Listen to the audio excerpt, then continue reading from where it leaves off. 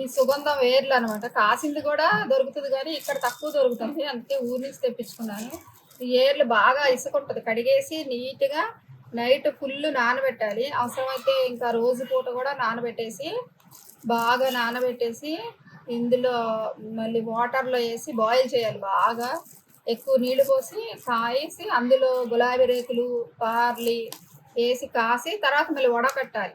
వడగట్టేసిన తర్వాత మళ్ళీ అందులో పంచదార వేసి పాకం తీగ పాకం వచ్చే వరకు కాసి ఈ బాటిల్స్లో పోసుకోవాలి. బాటిల్స్లో పోసుకున్న తర్వాత సీసాలు వేసుకుని మనకు కావాల్సి వచ్చినప్పుడు కొంచెం వేసుకుని అందులో సోడా కలుపుకుని నిమ్మకాయ కలుపుకుని తాగాలి. చలవ అనమాట, చాలా చలవ. ఈ సమ్మర్ డ్రింక్ అనమాట. సమ్మర్కి ఇక ఇక్కడ దొరకట్లేదు కాసినవి అని చెప్పి నేను ఊరి నుంచి తెప్పించుకున్నాయి. ఇంకా మా తమ్ముడు కొడుకు పాపం ఎండలో తిరిగి నా కోసం అన్ని షాపులు తిరిగి అన్నీ కొనుక్కొచ్చాడు. తర్వాత కూరకారం మసాలా కారం మంచి ఎండుమిర్చి కొని మిల్లు పట్టించుకొచ్చారు. అందులోనే పచ్చడి కారం కూడా ఉంది. ఆ రెడ్ కలర్ది పచ్చడి కారం, అదేమో కూర కారం, ఇదేమో జున్ను. స్వీట్స్కి క్యాటరింగ్ ఆర్డర్లు వచ్చినప్పుడు స్వీట్స్కి అనమాట. జున్ను, గడ్డి జున్ను అంటారు. ఇది సన్న సగ్గు బియ్యం. ఎలా ఉంటాయి సన్న సగ్గు బియ్యం, పంచదార అంత ఉంటుంది సగ్గు బియ్యం. తర్వాత ఈ బెల్లం మంచి క్వాలిటీ బెల్లం. అరిసెలకి బొబ్బట్లు బాగా ఆర్డర్లు వస్తున్నాయి కదా, బొబ్బట్ల కోసం తెప్పించాను అరిసెలు బెల్లం. తర్వాత ఈ నెయ్యి అనమాట, మంచి నెయ్యి. ఆ తర్వాత నువ్వులు. ఈ ఆశీర్వాద పిండి ఇక్కడ కొన్నది, ఇంకా ఇందులో చాలా వరకు ఇక్కడ కొన్నాను. తర్వాత పల్లీలు, పులిహోరకి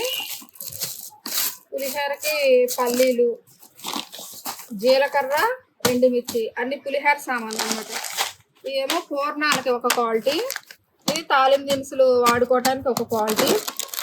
తర్వాత ఈ పుల్మఖానీ కర్రీ అందరూ అడుగుతున్నారు చాలా మంది, అందుకనే ఈ పుల్మఖానీ కర్రీ తీసుకున్నాం. ఇది చాలా కాస్ట్ ఉంది.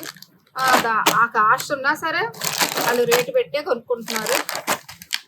తర్వాత కందిపప్పు, తర్వాత ఇవి పసుపు, ఆవాలు, ధనియా పొడి, ఇవి అనమాట.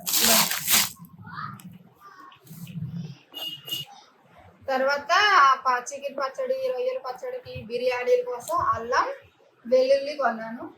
ఇంకా బాస్మతి రైస్ 30 kgs బ్యాగ్ కొన్నాను. ఇక్కడ లేదు, లోపల సర్దేశాం అది. తర్వాత ఇంకా ఆయిల్స్, సాల్ట్, ఇంకా చాలా కొన్నాము, అన్నీ ఇక్కడ పెట్టలేదు. ఇక నాకు వచ్చిన అమౌంట్తో నేను మళ్ళీ పెట్టుబడి పెట్టేశాను అనమాట. ₹1 కూడా ఉంచుకోకుండా వచ్చినట్టు మళ్ళీ మొత్తం పెట్టుబడి కొనేసుకున్నాను. ఇవి కాక ఇంకా డైలీ చికెన్ కొనాల్సి ఉంటుంది. చికెన్కి ఒక 3 kg చికెన్ కొనాల్సి ఉంటుంది. తర్వాత మళ్ళీ కాయగూరలు కొనాల్సి ఉంటుంది. ఇంకా అసలు పెట్టుబడి అనేది అంతలేదన్నమాట. మనం ఎన్ని తెచ్చి పెట్టుకున్నా మళ్ళీ ఏదో ఒకటి కొనాల్సి ఉంటానే ఉంటుంది. రోజు అవుతానే ఉంటాయి.